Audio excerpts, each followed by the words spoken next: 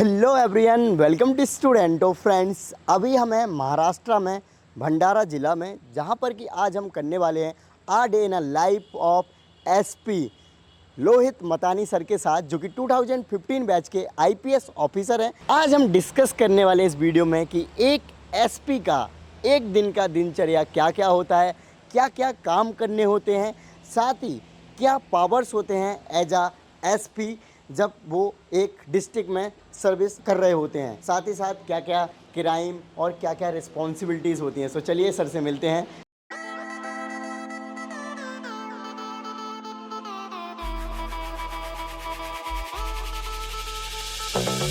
Sir, सबसे पहले आप अपने एजुकेशनल बैकग्राउंड के बारे में बताएंगे। मेरा बीटेक और एमटेक डुअल डिग्री हुआ है आईआईटी बीएचयू से। और उसके बाद मैंने सेकंड अटेम्प्ट में यूपीएससी का एग्ज़ाम क्लियर किया था। और उसके बाद मैंने during the course of job ही मैंने एलएलबी भी किया। और अभी मेरा पीएचडी भी चल रहा है, किस ख़त्म नहीं हुआ सब्जेक्ट है। में कर रहे हैं सर? पीएचडी अभी मैं साइबर क्राइम के ऊपर कर रहा हूँ, साइबर क्राइम और साइबर लॉ पे, ओके जो कि नेशनल लॉ यूनिवर्सिटी में अभी चालू है। सर, अभी अराउंड 10 AM हो गया है सुबह का, तो शेड्यूलिंग ऐसे ही रहती है 10 या 11 बजे, क्योंकि पुलिसिंग कभी कभी लेट हो जाती है शाम में। हाँ, ऑफिस टाइमिंग यही रहता है 10 बजे से लेके। और क्योंकि रात में लेट होता है, इसलिए मॉर्निंग टाइमिंग 10 बजे से रहता है। इससे पहले जो रहता है वो हमारा जो डेली कोर्स रहता है, regular physical exercise, morning walk, और ऑफ कोर्स जो हम लोग का एक ऑफिस में ही पुलिसिंग चालू हो जाती है, जैसे कि जो डेली क्राइम रिकॉर्ड रहता है। हाँ हाँ हाँ डेली क्राइम रिकॉर्ड जो रहता है अपना, पिछले दिन में क्या क्राइम हुए हैं, हाँ हाँ वो सब पहले घर पे स्टडी करना रहता है। और साथ में ही कुछ ईमेल्स जो आते हैं, वो पिछले 12 घंटे में जो आए होते हैं, वो ईमेल्स को हम लोग स्टडी पहले ही मॉर्निंग में कर लेते हैं। और अदर इम्पॉर्टेंट जो फाइल्स होती हैं वो मॉर्निंग में हम लोग कोशिश करते हैं कि वो हम लोग उसको डिस्पोज करें, क्योंकि जब ऑफिस में जाते हैं तो ऑफिस में विजिटर्स होते हैं, और इम्पॉर्टेंट फाइल्स को विजिटर्स के सामने अगर हम लोग पढ़ते हैं तो फिर उसको उतना ध्यान नहीं दे पाते और कभी कभी गलती हो सकती है। इसलिए मॉर्निंग में हम लोग daily crime record, important emails और इम्पोर्टेंट फाइल्स, ये पहले ही हम लोग निकाल के ऑफिस में जाते हैं। ओके। आगे वीडियो शुरू करने से पहले आपके लिए एक इम्पॉर्टेंट इन्फॉर्मेशन। फ्रेंड्स, आप सभी जानते हैं कि यूपीएससी की तैयारी का सपना हर साल करोड़ों लोग देखते हैं और लाखों लोग फॉर्म फिल करते हैं, और करीब 1000 कैंडिडेट या फिर एस्पिरेंट्स ही हैं जो कि अपने ड्रीम मंजिल तक पहुंच पाते हैं, यानी कि आईएएस आईपीएस बन पाते हैं। फ्रेंड्स, अगर आप 2025 एंड 26 में यूपीएससी अटैम्प्ट देने का प्लान कर रहे हैं, तो जून ही एक ऐसा टाइम होता है, जून का महीना, या फिर ये कह सकते हैं यही एक राइट टाइम है अपनी प्रिपरेशन को स्टार्ट करने का। क्योंकि इस टाइम से अगर आप प्रिपरेशन स्टार्ट करते हैं तो आपको एक कंप्लीट टाइम मिल जाता है अपने सिलेबस को कवर करने का, रिवीजन करने का और प्रैक्टिस करने का। सभी टॉपर कहते ही हैं revision is the key of success, क्योंकि इस एग्ज़ाम की प्रवृत्ति ही ऐसी है, इतना बड़ा सिलेबस है, अगर आप रिवीजन नहीं करेंगे तो भूल जाएंगे। फ्रेंड्स, इसलिए अनअकैडमी लेकर आया है 15 months Aarambh batch by top educators like Mamnal Patel sir, Sudarshan Gurjar sir, Sarmat Maharaj sir and Madhukar Kotwe sir, जो कि आपको सिर्फ 15 मंथ बैच मिलने वाला है 24,999 रुपये में। जी हाँ फ्रेंड्स, वैसे तो ये जो 15 मंथ्स यूपीएससी सब्सक्रिप्शन का प्राइस है वो 50,000 राउंड होता है, लेकिन लिमिटेड ऑफर के तहत आपको ये जो सब्सक्रिप्शन है 15 मंथ्स का ओनली 24,099 रुपीज़ में मिल रहा है। सो डिस्क्रिप्शन में लिंक है, जाकर ज्वाइन करें। वैसे तो मार्केट में 7,000 से 15,000 के भी बैचेस अवेलेबल हैं, यानी कि कोर्सेज अवेलेबल हैं। जब बात आती है सिलेक्शन की, तो आपका टाइम और अटेम्प्ट दोनों ही ख़राब हो जाते हैं। कहीं ना कहीं इनकी बैचेस की क्वालिटी काफ़ी लो होती है, और इसी के चलते सिलेक्शन भी नहीं होता है। इसलिए यूपीएससी की जो प्रिपरेशन है वो कभी डेमोक्रेटाइज हो ही नहीं पाई है। सो फ्रेंड्स, मैं आपको अगेन रिमाइंड करा दूं, अनअकैडमी का जो आरंभ बैच है 15 मंथ्स लिमिटेड ऑफर के तहत आपको 24,999 रुपये में मिलने वाला है इंडिया के टॉप एडुकेटर्स के द्वारा। सो वीडियो के डिस्क्रिप्शन में लिंक है, जाकर बैच को ज्वाइन करें। ओके, आप सर राजस्थान के और आपको महाराष्ट्र कैडर मिला, तो कैसे आप इंजॉय करें? करीब आपको 10+ ईयर 10 अराउंड ईयर हो गए सर सर्विस करते? 10 ईयर अभी हो जाएंगे। और राजस्थान से मैं हूँ बेसिकली, बट मेरे फादर का क्योंकि ट्रांसफरेबल जॉब था, इसलिए उनका पूरे इंडिया में अलग अलग जगह ट्रांसफ़र होता था, तो हम लोग राजस्थान, दिल्ली, उत्तर प्रदेश, मध्य प्रदेश, इन सब जगहों में रहे। उसके बाद सर्विस ज्वाइन करने के बाद मैं महाराष्ट्र में भी रहा और महाराष्ट्र में 10 साल में रह चुका हूँ। तो एक्चुअली देखा जाए तो मैं एवरेज 8-10 साल सभी जगह रहा हूँ। और राजस्थान में मैं 2007 के बाद से गया नहीं हूँ अभी तक।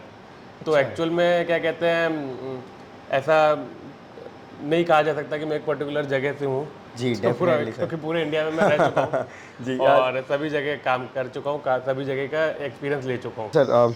सर थोड़ा सा आप अपने प्रिपरेशन जर्नी के बारे में बताएंगे कि कब आपने प्रिपरेशन स्टार्ट किया था और कितने टाइम में आपका सिलेक्शन वगैरह हुआ? प्रिपरेशन मैंने जब मैं अपने कॉलेज के फाइनल ईयर में था तब स्टार्ट किया था, और 2013 में मैंने सेकंड अटेम्प्ट दिया था जिसमें मेरा सिलेक्शन हुआ था।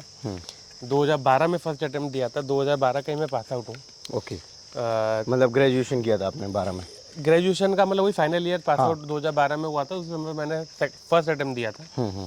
उसमें सिलेक्शन मेरा नहीं हुआ था, फिर सेकंड अटेम्प्ट फिर मैंने अपना घर पे रह के उसके नेक्स्ट ईयर 2013 में दिया था। तो आपने कोचिंग वगैरह नहीं करी थी क्या उस टाइम पे? कोचिंग मैंने नहीं की थी पहले, तो मैं जब कॉलेज में था तो मैं उसी समय अपना सेल्फ स्टडी से ही पढ़ता था क्योंकि वहाँ पर कोचिंग अवेलेबल नहीं थी।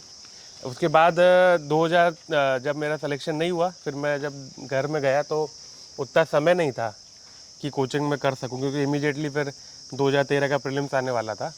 तो फिर मैंने टेस्ट सीरीज की थी प्रीलिम्स से मेंस के बीच में, लेकिन रेगुलर कोचिंग नहीं की थी।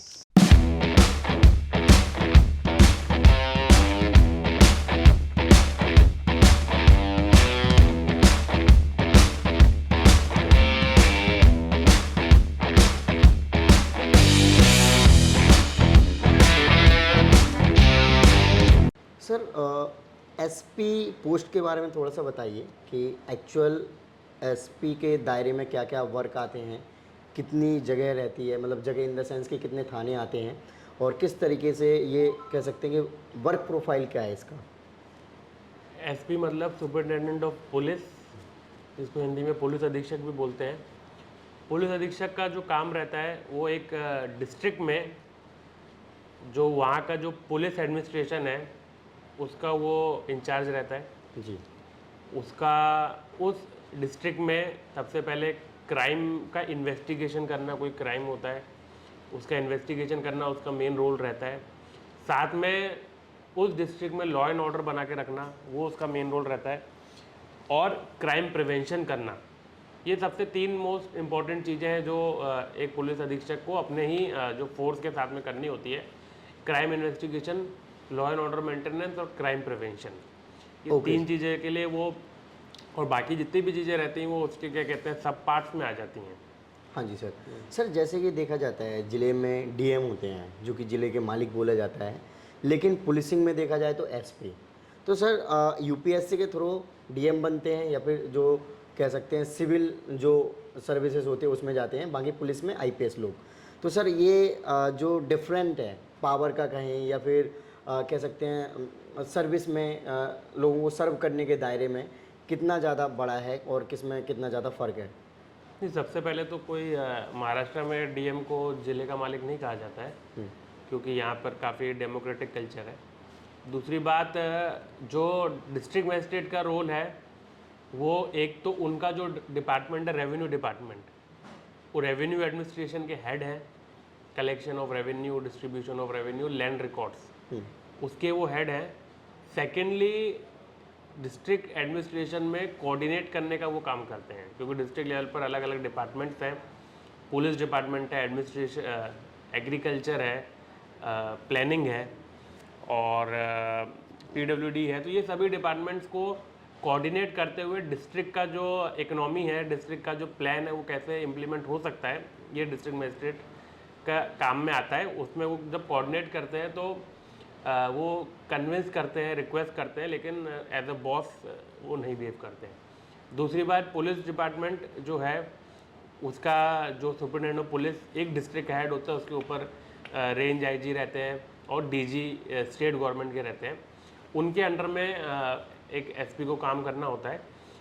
जहाँ पर बात आती है कि जो डिस्ट्रिक्ट लेवल के इश्यूज़ हैं, फॉर एग्जांपल डिस्ट्रिक्ट में वीआईपी का विजिट है, इलेक्शन है, लॉ एंड ऑर्डर है, और ऐसे बहुत सारे इश्यूज़ हैं जैसे कि सैंड माइनिंग है, तो इन इश्यूज़ में डिस्ट्रिक्ट जो पुलिस एडमिनिस्ट्रेशन होता है, हाँ जी सर। वो डिस्ट्रिक्ट मजिस्ट्रेट के साथ भी कोऑर्डिनेट करता है और अपने जो हायरार्की है उसके साथ भी उनके ऑर्डर्स फॉलो करता है।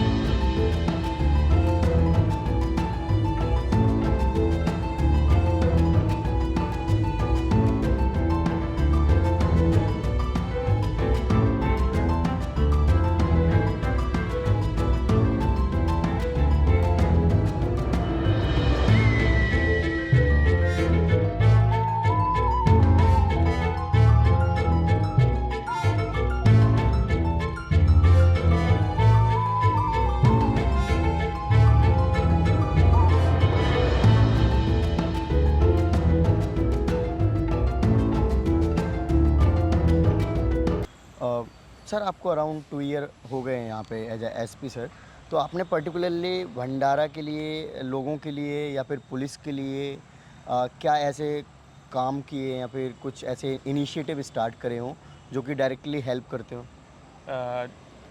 जैसे कि भंडारा पुलिस में मुझे अभी 2 साल होने वाले हैं, तो जो भी हमारे महाराष्ट्र पुलिस के जो रिकॉग्नाइज कम्युनिटी पुलिसिंग इनिशिएटिव्स थे, उसको तो हमने बहुत मजबूती से उसको कंटिन्यू किया। जैसे कि पुलिस दीदी स्कीम है, पुलिस काका स्कीम है, जहाँ पर जो माइनर गर्ल्स होती हैं वो एस्कॉन्ड हो जाती हैं, एलोप हो जाती हैं, तो उनको काउंसलिंग करने का स्कूल कॉलेजेस में जाके, और वो उसको हम डिक्रीज़ करने के प्रयास करते हैं कि ऐसे केसेस कम हो। वो एक्चुअल में कम 50% से कम हुए।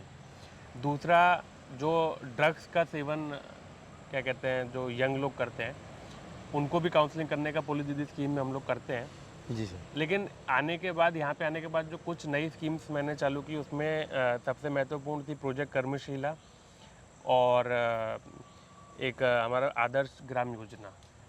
जो भी हमने स्टडी किया उसमें ये समझ में आया कि जितने भी क्रिमिनल्स हैं उसमें से कोई भी क्लास 10 से ज़्यादा नहीं पढ़ा हुआ है। और बेसिकली भंडारा के बारे में जो हमने देखा, तो क्राइम जो कर रहे हैं वो सभी अनएजुकेटेड लोग हैं, लिटरेट है लेकिन अनएजुकेटेड है। तो हमारा ये मोटिव रहा कि जहाँ भी हम लोग कुछ विलेजेस में जाते हैं, जो बड़े बड़े विलेजेस हैं जहाँ पर क्राइम पैटर्न ज़्यादा है या ज़्यादा क्राइम इन्फेस्टेड है, वहाँ पर हम लोग एजुकेशन को प्रमोट करें। क्योंकि वैसे भी हम लोगों को पुलिस ऑफिसर्स को लोगों से कनेक्ट होना होता है, विलेज विजिट करनी होती है। विलेज विजिट में जाके जस्ट इतना पूछना कि आप क्या कहते हैं, आपको क्या प्रॉब्लम है या फिर क्या इश्यूज़ हैं, वो उससे कोई ज़्यादा सोल्यूशन नहीं निकलता। इसलिए हमने उसमें साथ में बच्चों में कॉम्पिटिटिवनेस बढ़ाने की और एजुकेशन को प्रमोट करने का हमने प्रयास किया। बैकवर्ड एरिया होने की वजह से यहाँ पर विलेजेस में बेसिक लाइब्रेरीज भी नहीं थी, तो हमने CSR फंड की मदद से जो हमारे आदर्श विलेजेस थे वहाँ पर हमने लाइब्रेरी बनवाई। और साथ में प्रोजेक्ट कर्मशिला के अंडर में हमने उनको UPSC और MPSC के लिए पढ़ने के लिए मोटिवेट किया। प्रोजेक्ट कर्मशिला के अंडर हमने एक 50 बच्चों का बैच बनाया, जो कि अलग अलग लाइब्रेरीज के बच्चे थे पूरे डिस्ट्रिक्ट से, जिनको हमने सेलेक्ट किया और हमने दिल्ली और पुणे से टीचर्स बुला के अभी उसके UPSC का बैच चलता है। तो हमारा प्रयास ये है कि स्टूडेंट जो हैं जो 18 से लेके 16 से लेके 25 ईयर्स के एज ग्रुप के हैं, वो लोग एजुकेशन की तरफ मोटिवेट हो, कॉम्पिटिटिव वर्ल्ड की तरफ मोटिवेट हो, और जो उनके क्राइम पैटर्न्स होते हैं उसमें कमी हो। Okay sir.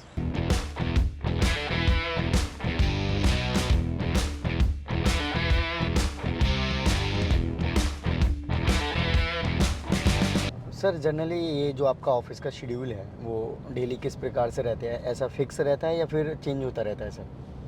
ऑफिस आवर्स तो फिक्स रहते हैं एक तरीके से, लेकिन फ्लेक्सिबल रहते हैं डिपेंडिंग ऑन जो क्राइम हो रहा है। हाँ।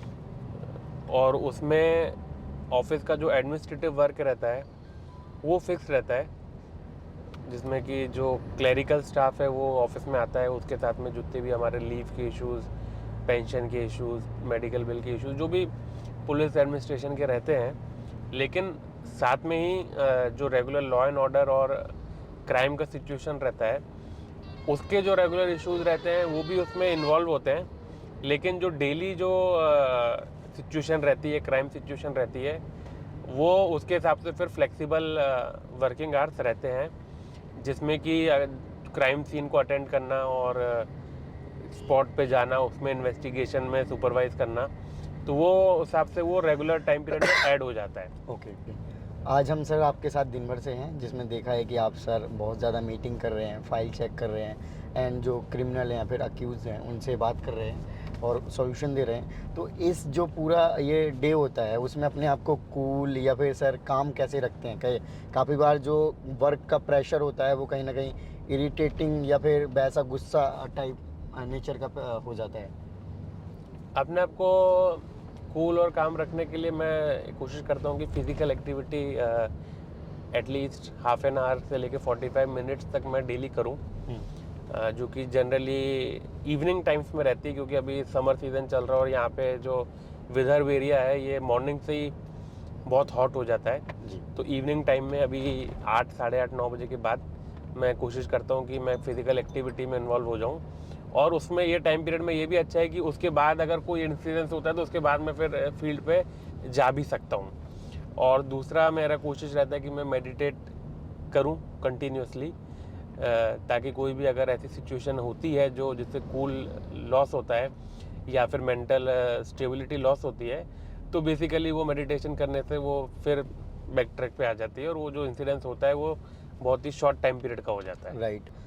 आपका अभी पोस्ट करंटली एसपी है और एसपी के पोस्ट में देखा जाता है कि फील्ड जॉब ज़्यादा होती है, और जैसे कि जो सिविल में होती है वो डीएम वगैरह कहते हैं कि हम बहुत ज़्यादा इन्जॉय करते हैं। सेम अगर पुलिसिंग में देखा जाए तो एसपी की जो पोस्ट है वो ज़्यादा इन्जॉय करते हैं जो भी सिलेक्ट होते हैं कैंडिडेट या फिर सर्विस के लिए। तो सर इस फील्ड सर्विस में आपका कभी कोई ऐसा इंसिडेंट रहा हो जिसमें आपको इनकाउंटर जैसी सिचुएशन बनी हो या फिर क्रॉस फायरिंग आपने करी हो कभी? इनकाउंटर जैसी सिचुएशन, ये इस प्रकार की सिचुएशंस एक नागपुर सिटी में, और सबसे पहला जो मेरा पोस्टिंग था अपना रामटेक में, जो कि रूरल एरिया था, सब डिविजनल पुलिस ऑफिसर था जहाँ पे, तो वहाँ पर एक एक्यूज था, वो एक्यूज्ड मर्डर करके फरार था। और वहाँ पर जो पेंच टाइगर रिजर्व है वहीं पे वो जंगल में जाके रहता था, क्योंकि उसके ऊपर मल्टीपल मर्डर से, पहले मर्डर पे वो बेल आउट था और उसने फिर सेकंड फायरिंग करके मर्डर किया था। तो उस केस में वो 4-5 महीने से फरार था, तो हम लोग उसका फ़ोन टैपिंग करके उसको, उसकी कन्वर्सेशन सुनते थे, उसका लोकेशन आइडेंटिफाई करते थे। तो उसको पकड़ने के लिए हम लोगों ने जंगल ऑपरेशंस किए थे और पूरा टीम लेके, वो टाइगर फॉरेस्ट रिजर्व एरिया था, वहाँ पर जब हम लोग जाते थे जंगल पेट्रोलिंग करते थे, उसको आइडेंटिफाई करने के लिए उसका लोकेशन उसके मोबाइल के जो फ़ोन टैपिंग करके पता चलता था किससे बातचीत कर रहा है, क्या बातचीत कर रहा है, वो जो बातचीत कर रहा है उस हिसाब से लोकेशन हम लोग आइडेंटिफाई करते थे और वो टाइगर जोन एरिया में उसको हम लोग पकड़ने का हम लोग कोशिश करते थे। तो उस समय पर ये डर रहता था कि वो जब सामने आता है तो वो क्रॉस फायरिंग करता है। ऐसे मेरे से पहले की जो टीम्स जिन्होंने किया था उसके ऊपर क्रॉस फायरिंग भी हुई थी और इंसिडेंसेस भी हुए थे, लेकिन फॉर्चुनेटली जब मैंने वो ऑपरेशन किया तो वो क्रॉस फायरिंग नहीं हुई, हमने विदाउट क्रॉस फायरिंग ही उसको डिटेन कर लिया था, लेकिन उसका डर उस समय वहाँ पे वैसा था। Great.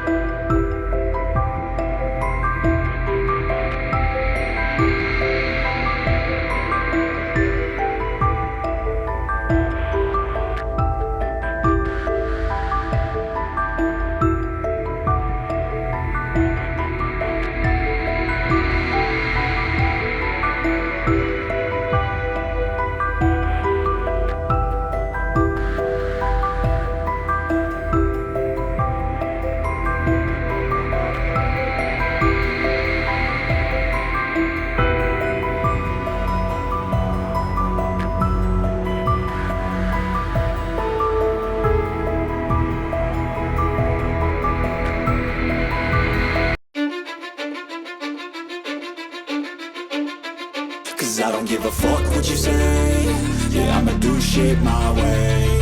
So you can go kick rocks, I'ma stack bricks up, build what I want to make. Yo, I got a lot of shit to say, so I'ma do this every day. I'll be writing things until I'm fucking buried in my grave. 6 feet deep under, but my body won't decay. Cause my messages are timeless, so they'll put them on display. Sir night patrolling के बारे में हम discuss कर रहे थे, तो night patrolling में आज किन किन मेन एरियाज़ पे फोकस करने वाले हैं?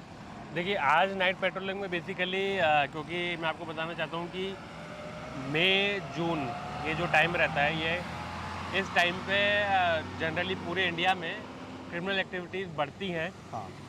और जो हैबिचुअल क्रिमिनल्स होते हैं उनके द्वारा ही क्रिमिनल एक्टिविटीज़ ज़्यादा होती हैं। इसलिए हमने जो हमारे हिस्ट्री शीटर्स हैं, हिस्ट्री शीटर मतलब कि जो हैबिचुअल क्रिमिनल्स हैं उनकी हमने हिस्ट्री शीट खोल के रखी है। ऐसे कुछ हमारे 400 हिस्ट्री शीटर्स हमारे डिस्ट्रिक्ट में हैं। उनको हम लोग घर पे जाके चेक करते हैं। अगर कोई वो क्रिमिनल एक्टिविटी करने वाला है तो उसका वेपन रखेगा, कुछ ड्रग्स मिल सकते हैं, अल्कोहल मिल सकता है, तो इसलिए हम उनका हाउस सीजर करते हैं, उनको चेक करते हैं।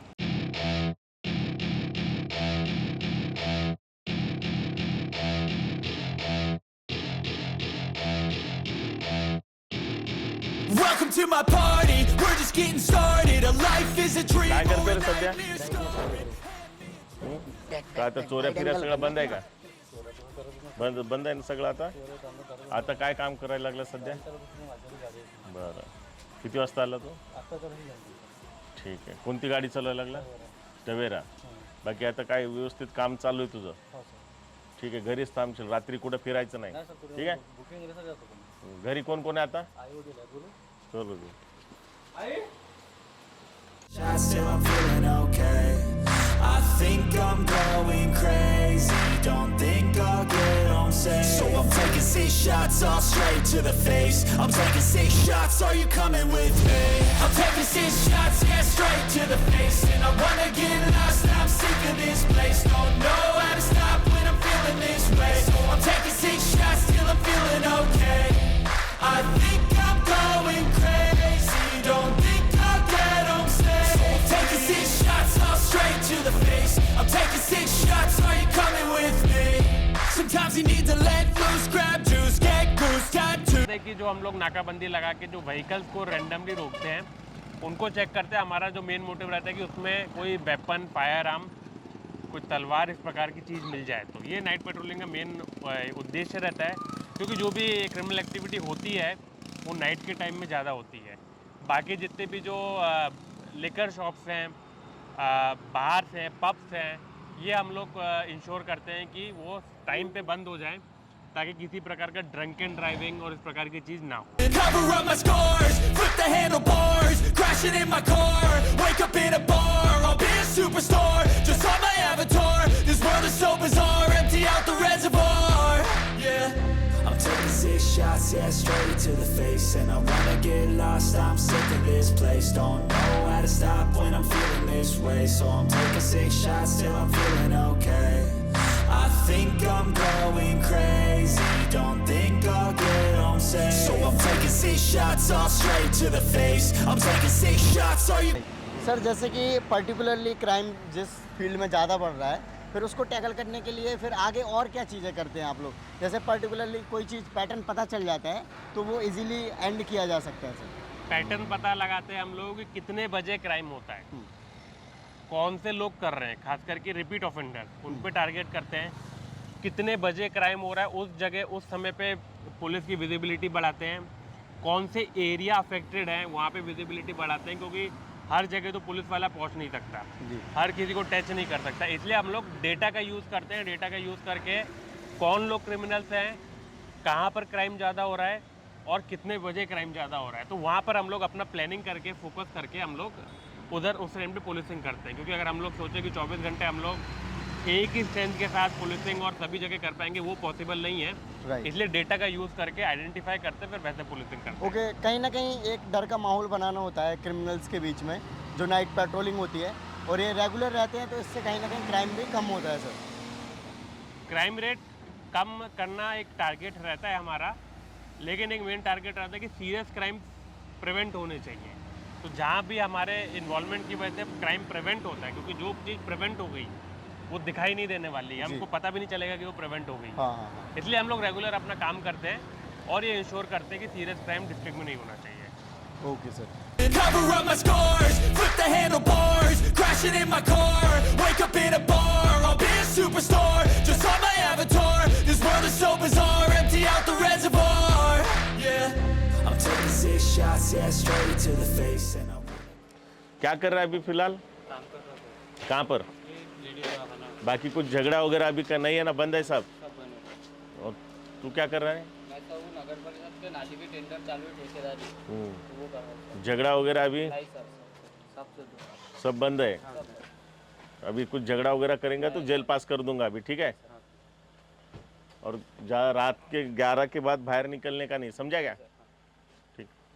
taking 6 shots till I'm feeling okay, I think I'm going crazy, don't think I'll get home safe, taking 6 shots all straight to the face, I'm taking 6 shots, are you coming with me? Sometimes you need to let loose, grab juice, get goose, tattoos, taboos, get screwed, loosen up, buttercup, all those hate comments will never make you feel enough, we're all adequate graduates, hearts full of calluses, but we know calculus, damn ain't that fabulous, can't wait to apply all those mathematicus, but we can't get a job that pays us enough, I'm about to pop off, fuck you, you're lost, we all know that we never really want a boss, so I'ma do what I want to, something I can't undo, yeah I'ma do what I want to. Okay so friends, आपने देखा कि आज night patrolling को हमने shoot किया, जिसमें कि policing किस तरीके से होती है नाइट में और क्राइम को कैसे डिटेन किया जाता है, या फिर जो शहर है उसमें कैसे सुरक्षा को अलर्ट किया जाता है जिससे कि क्राइम ना हो, और जो भी क्रिमिनल्स है, जो क्योंकि ज़्यादातर जो क्रिमिनल एक्टिविटीज़ हैं वो नाइट में ही होती हैं, सो दैट कि उनको कैचअप किया जा सके, इसलिए नाइट पेट्रोलिंग होते हैं। और आपने देखे होगा वीडियो में कि अलग अलग जगह पे नाकाबंदी हुई, या फिर जो अक्यूज़ थे, यानी कि जो पहले भी क्रिमिनल एक्टिविटीज़ करते हैं, इनका रिकॉर्ड्स होता है पुलिस ऑफिसर्स के पास, सो दैट कि उनके घर पर जाकर उनको फिर से वो किया जाता है कि आप इस तरीके की चीज़ें ना करें, या फिर कर रहे हो तो फिर उनको वही जो प्रोसीजर होता है आगे का, उनको सज़ा वगैरह दी जाती है। सो आई होप फ्रेंड्स कि आपने ये वीडियो एंजॉय किया होगा। आई होप आपको वीडियो अच्छी लगी होगी तो इसको लाइक करें। जय हिंद। सो फ्रेंड्स, आई होप आपने वीडियो काफ़ी एंजॉय किया होगा। काफ़ी इंगेजिंग तरीके से हमने a day in a life of IPS Lohit Matani sir के साथ शूट किया है, जो कि करंटली SP थे। और फ्रेंड्स, मैंने आपको अनअकैडमी के सब्सक्रिप्शन के बारे में भी बताया था। सो अनअकैडमी का सब्सक्रिप्शन ज्वाइन करने के लिए वीडियो के डिस्क्रिप्शन में लिंक है। 15 मंथ आरंभ बैच स्टार्ट होने वाला है, जल्दी करें। लिमिटेड ऑफर के तहत आपको 24,999 में मिल जाएगा। जय हिंद।